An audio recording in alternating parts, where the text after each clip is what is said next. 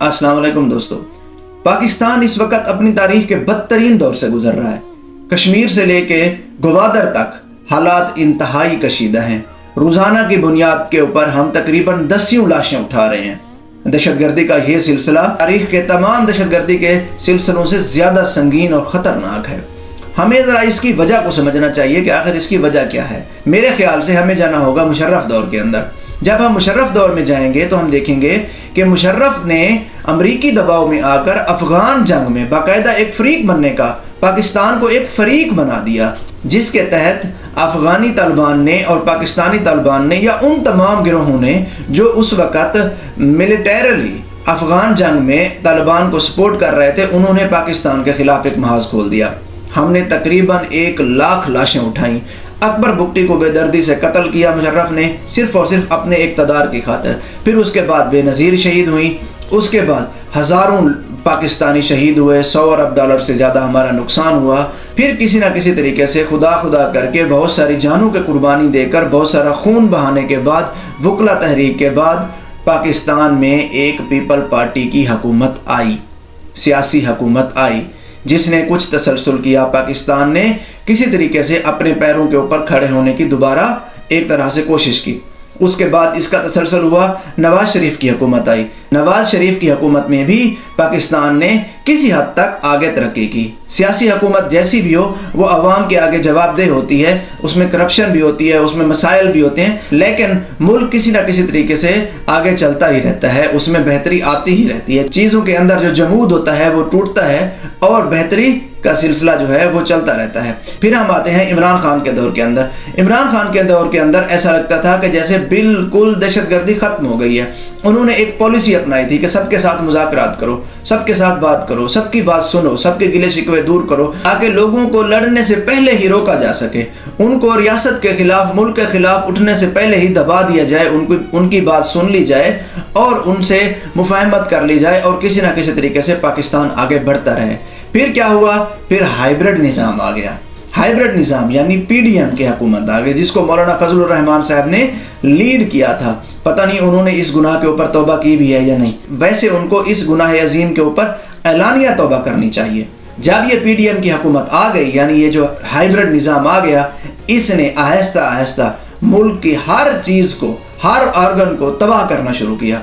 इन्होंने अदालतें तबाह की, इन्होंने इदारे तबाह किए, इन्होंने पाकिस्तान का निज़ाम, पाकिस्तान का जो अमन था, सुकून था, सब कुछ तबाह और बर्बाद कर दिया। इनकी एक ही पॉलिसी है, मारो मारो और मारो, और इसके अलावा इनको कुछ नहीं आता। वो किसी ने कहा है ना, वो उसने ठीक ही कहा है कि जिसके हाथ में हथौड़ा हो ना, उसको हर मसला कील नजर आता है। वो कहता मैं इसको ठोक दूं। इनके हाथ में बंदूक है, तो बस इनको यही पता है कि हमने गोली चलानी है, जबकि गोली चलाने से मुल्क नहीं चलते। पाकिस्तान की आवाम बाशऊर हैं, पाकिस्तान की आवाम जाहिल नहीं है। अक्सरियत की मैं बात कर रहा हूँ। इस पाकिस्तान की आवाम अपने हकूक़ को लेने के लिए लड़ना भी जानती है, पुरअमन एहतजाज करना भी जानती है। ये पाकिस्तान की आवाम आपके नीचे लगने वाली नहीं है। लेकिन जहाँ मैं देखता हूँ बहुत सारे लोग बाशऊर हैं, वहाँ एक अफसोसनाक पहलू भी है। लोग ऐसे भी हैं हमारे आसपास जो इस वक्त नून लीग, पीपल पार्टी और इस तरह के दूसरी जमातों के सपोर्टर्स हैं, ज़ाती मफादात को लेकर, पुरानी वाबस्तगियों को लेकर, या फिर उनके, मुझे लगता है, कोई जहन के पेच ढीले हैं। क्यों? क्योंकि जब कश्मीर में रात लाशें गिर रही थी, प्रॉपर खबरें आ रही थी कि लाशें गिर रही हैं, उनके ऊपर अटैक हो रहा है, ये क्या कर रहे थे? ये जश्न मना रहे थे। आप इनकी प्रोफाइल्स पे जाएं, इनके अकाउंट्स पे जाएं, इनके पेजेस पे जाएं। वैसे मुझे अभी तक भी ऐसा लगता है कि कुछ लोग अब भी जश्न मना रहे होंगे। कितनी अफसोसनाक बात है। ये बैठ के अपनी सीटें गिन रहे हैं, ये जाली वोट गिन रहे हैं, इसमें हमें इतना हिस्सा मिला, इसमें हमें इतना हिस्सा मिला।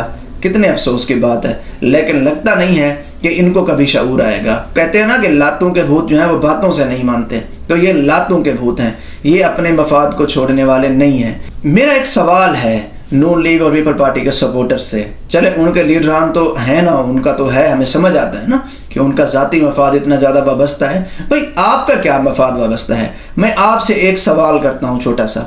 अगर आपके अंदर हिम्मत हो, अगर आपके अंदर इस बात का जवाब हो, तो मुझे ज़रूर जवाब दीजिएगा। सवाल ये है कि हमारी जो ज़िंदगी है, ये ज़िंदगी हमारी नहीं है, ये ज़िंदगी अल्लाह की अमानत है। ہمارا ایمان ہے پاکستان میں، چونکہ اکثریت مسلمانوں کی ہے تو میرا یہ سوال بھی مسلمانوں سے ہے، بھئی ہماری یہ زندگی جو ہے یہ اللہ کی امانت ہے. آپ نہ کھڑے ہوں عمران خان کے ساتھ، آپ نہ کھڑے ہوں کسی اور کے ساتھ، آپ کسی کے ساتھ بھی کھڑے نہ ہوں، لیکن جب آپ ان کو سپورٹ کرتے ہیں تب مسئلہ پیدا ہوتا ہے، تب ذہن میں ایک سوال آتا ہے، بھئی جب میری اور آپ کی زندگی میری نہیں ہے، جب میری اور آپ کی زندگی ایک امانت ہے، ہمارے ہر گزارے گئے لمحے کا جواب ہم نے اللہ تعالیٰ کو جا کے دینا ہے، تو ہم ظلم و بربریت کو کیسے سپورٹ کر سکتے ہیں؟ اس کی کیسے اخلاقی مدد کر سکتے ہیں؟ مجھے اس سوال کا جواب نہیں آتا. آپ کے پاس اگر اس سوال کا جواب ہو تو مجھے ضرور دیجیے گا کمنٹ کے اندر. اللہ تعالیٰ آپ کا حامی و ناصر ہو. دعا کیجیے کہ اللہ تعالیٰ پاکستان کے لیے رحم فرمائے. پاکستان زندہ باد.